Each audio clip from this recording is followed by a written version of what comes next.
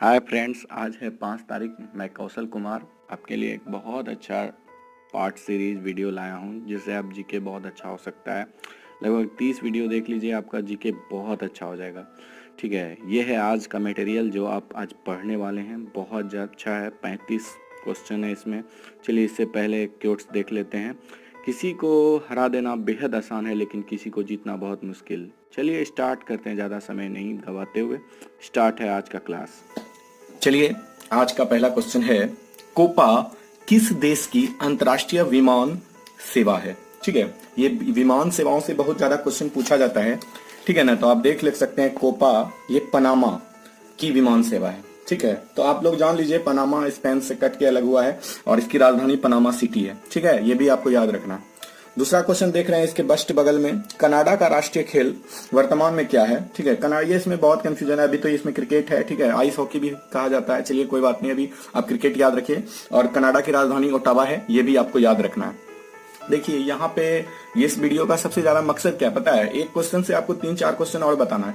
ठीक है, इसलिए यह वीडियो महत्वपूर्ण है और इतने कम समय में बताया जाएगा कि आप कोई और वीडियो देखते हैं ना, तो उसमें आपको बहुत ज्यादा टाइम देना होगा। लेकिन इस वीडियो में आपको कम से कम समय में ज्यादा से ज्यादा जीके सीख सकते हैं। इसलिए अगर ज्यादा सीखना चाहते हैं, ठीक है, वीडियो अगर अच्छा लगता है तो आप लाइक और सब्सक्राइब कीजिए और ज्यादा से ज्यादा शेयर कीजिए, ताकि मुझे भी हौसला मिले और मैं ज्यादा से ज्यादा बना सकूं। ठीक है, देखिए आगे चलते हैं। फिर यहां से देखते हैं रिक्सडॉग कहाँ की संसद है।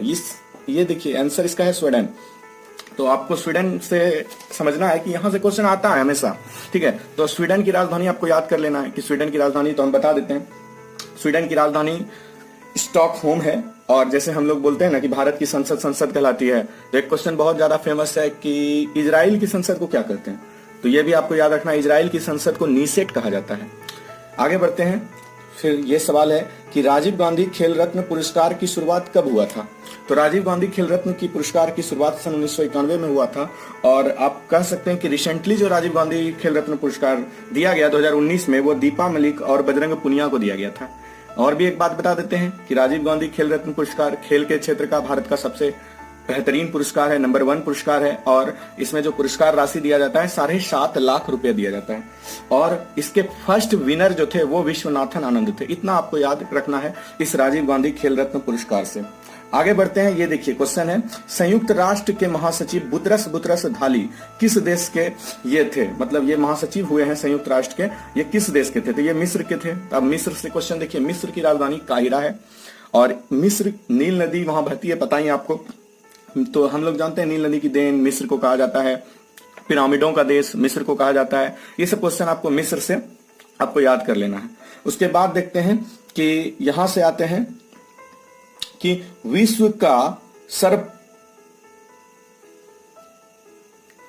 का प्रथम सुपर कंप्यूटर बनकर तैयार हुआ था 1979 में। इसमें बहुत कंफ्यूजन है, कभी परम 8000, कभी CDC ऐसे करके कुछ होता है। चलिए आगे बढ़ते हैं। लेकिन एक बात याद रखिएगा कि वर्तमान में जो सबसे फास्ट सुपर कंप्यूटर है वो सुमित है। देखिए हम लिख दिए हैं, ये अमेरिका का है। ठीक है, अभी सबसे ज्यादा फास्ट है ये। आगे बढ़ते हैं कि देखिए ये क्वेश्चन है, एक अंतर्राष्ट्रीय श्रम संगठन इंटरनेशनल लेबर ऑर्गेनाइजेशन की स्थापना कब हुई। तो यह 1919 को हुई थी। डेट आपको याद कर लेना है, 29 अक्टूबर 1919 को। और यहाँ इसका जो इस संगठन का मुख्य हेडक्वार्टर है वो है आपका जेनेवा, स्विट्जरलैंड। और इसके अभी वर्तमान में हेड है गे राइडर। ठीक है, आप याद कर लीजिएगा, इसके हेड हैं गे राइडर। सुनिए, एक बार सुनिएगा, 2 बार सुनिएगा, याद हो जाएगा। इसलिए ज्यादा घबराना नहीं है, बस आप अच्छा से सुनिए वीडियो को। आगे बढ़ते हैं कि प्राकृतिक रबर क्या है। तो प्राकृतिक रबर एक प्रकार का थर्मोप्लास्टिक होता है।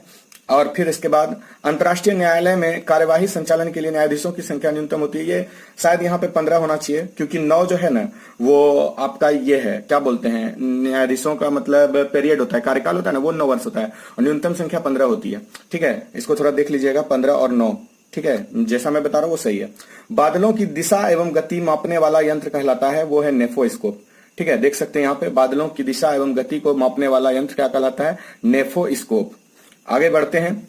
यूरोपियन कमीशन का मुख्यालय कहाँ है, ब्रुसेल्स। ये ब्रुसेल्स बेल्जियम की राजधानी है।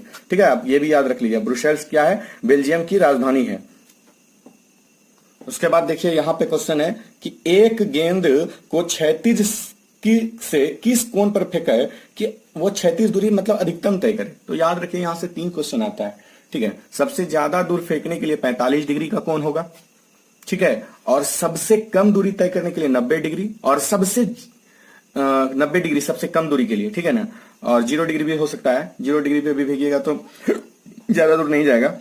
आगे, आसियान के देश सदस्य देशों की संख्या कितनी है?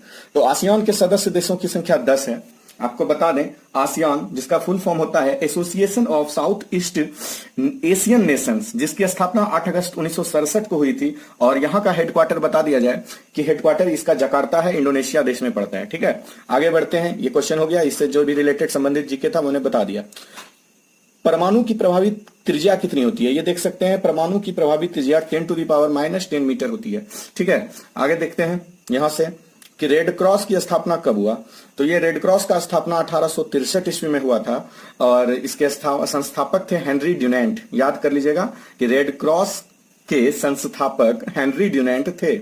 आगे बढ़ते हैं, देखते हैं क्वेश्चन। बॉयल का नियम का सूत्र है V inversely proportional to 1/P, मतलब V यहाँ पे आयतन है और P यहाँ पे दाब है। तो हम कह सकते हैं, यहाँ पे एक चीज याद रखिएगा, नियत ताप पर, नियत ताप, ठीक है, ये आपको याद कर लेना है कि नियत ताप पर ही बॉयल का नियम सूट करता है।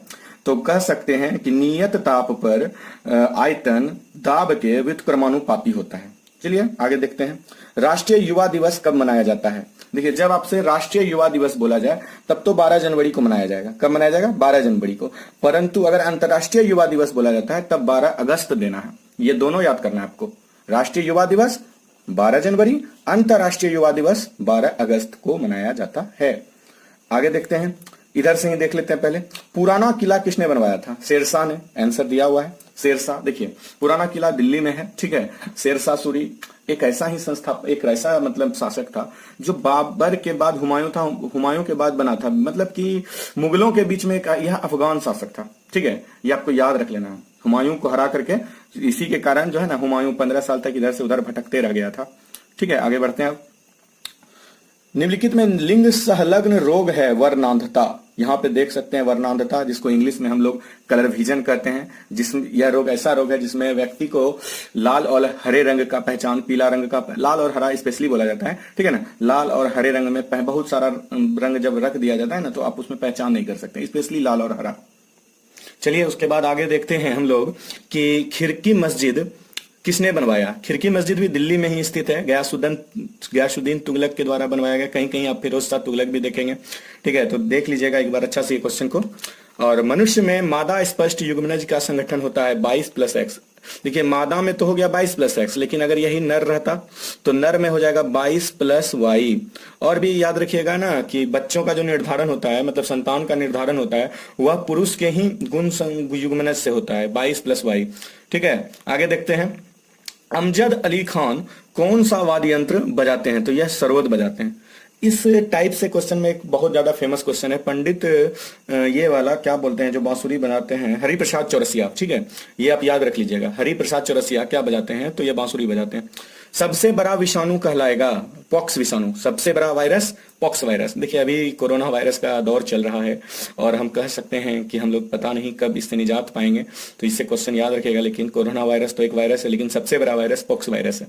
आगे, केंद्रीय यांत्रिकी इंजीनियरिंग शोध संस्थान। केंद्रीय यांत्रिकी इंजीनियरिंग शोध संस्थान कहाँ स्थित है? तो दुर्गापुर में स्थित है। और ये दुर्गापुर पश्चिम बंगाल में पड़ता है, जिसको अगर इंग्लिश में बोला जाए CSIR, central institute mechanic, CSIR ऐसे ही कुछ कहा जाता है इसको। ठीक है, आगे देखते हैं। लैंगर्स की द्वीपिकाएं कहाँ पाई जाती है? अग्नाशय में पाई जाती है। देखिए, अग्नाशय से भी बहुत ज्यादा क्वेश्चन आता है। अग्नाशय जानते हैं, अंतःस्रावी और बाह्यस्रावी दोनों ग्रंथि का एक उदाहरण है अग्नाशय। ठीक है, तो इसको भी आप अच्छा से याद कर लीजिएगा। आगे देखते हैं कि ऑस्कर त्रिमूर्ति भवन किस व्यक्ति से संबंधित है? तो त्रिमूर्ति भवन जवाहरलाल नेहरू से संबंधित है। यह इसका पहला रेसिडेंस हुआ करता था। जब तक ये जीवित थे तब तक यहीं रहे थे। ठीक है, तो यह त्रिमूर्ति भवन दिल्ली में स्थित है और यह जवाहरलाल नेहरू का आवास था। रुधिर का थक्का जमने के लिए आवश्यक है, यह रुधिर का थक्का जमने के लिए कैल्शियम आवश्यक है। और जानते हैं रक्त का थक्का जमने में विटामिन के भी मदद करता है। ठीक है, ये भी आपको याद रख लेना है। फाइब्रोजिनेन प्रोटीन भी मदद करता है और प्लेटलेट्स भी मदद करता है। कहां से कौन क्वेश्चन आएगा आप नहीं जानते हैं। ठीक है, तो जैसा क्वेश्चन आया वैसा आपको बनाना है ऑप्शन के हिसाब से। ऑस्कर में नामित प्रथम भारतीय फिल्म थी वो मदर इंडिया थी। आपको पता होना चाहिए कि मदर इंडिया जो है ना, मदर इंडिया वो 1957 में बनी थी, जिसके निर्देशक का नाम शायद आप याद है तो बताते हैं, महबूब खान था। ठीक है, निर्देशक का नाम महबूब खान था और यह बनी थी, यह ऑस्कर के लिए भारत की तरफ से पहली बार नामित हुई थी। शायद कैथरीन मेयो भी इसके क्या हैं, देख याद कर लीजिएगा एक बार अच्छा से। चलिए आगे बढ़ते हैं। संयुक्त राज्य अमेरिका के इतिहास में एकमात्र अनिर्वाचित राष्ट्रपति थे राष्ट्रपति फोर्ड, ये भी याद कर लीजिएगा। संयुक्त यूएसए इसको बोलते हैं हम लोग। फिर है भीमसेन जोशी को कब भारत रत्न दिया गया? तो भीमसेन जोशी को भारत रत्न 2008 में दिया गया। और एक याद रखिएगा बात को कि 2008 में दिया गया, 2011 में इसकी मृत्यु हो गई। भीमसेन जोशी कर्नाटक से बिलोंग करते हैं और ये एक बहुत मतलब कुछ गाते होते थे, मतलब गायक टाइप के थे। ठीक है, याद कर लीजिएगा। चलिए, प्रसिद्ध पुस्तक एयरपोर्ट के लेखक थे आर्थर हेले। आगे, कंप्यूटर की लाइट जलने के बाद उसे कार्यशील बनाने की प्रक्रिया को कहा जाता है बूटस्ट्रैप। ठीक है, ओलंपिक फुटबॉल में रेफरी का दायित्व निभाने वाली विश्व की प्रथम महिला थी सोनिया डेनान कोड। ठीक है, आगे बढ़ते हैं। अनूप कुमार संबंधित है बॉक्सिंग से। देखिए, ओलंपिक के बारे में थोड़ा बात कर लेते हैं। आधुनिक ओलंपिक की शुरुआत 1896 में हुई थी और इसके प्रत्येक 4 साल पे ओलंपिक खेल किया जाता है। ठीक है, अगर ये वीडियो अच्छा लगता है तो इसको लाइक और सब्सक्राइब कीजिए, ताकि जो है ना एक पेज डेली जीके आपको डेली वीडियो भेज सकूं और धीरे धीरे आपका जीके बहुत अच्छा हो जाए।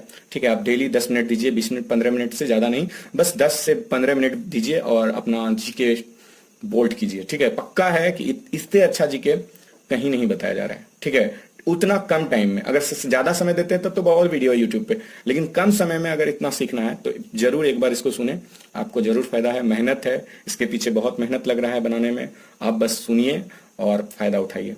Thank you so much.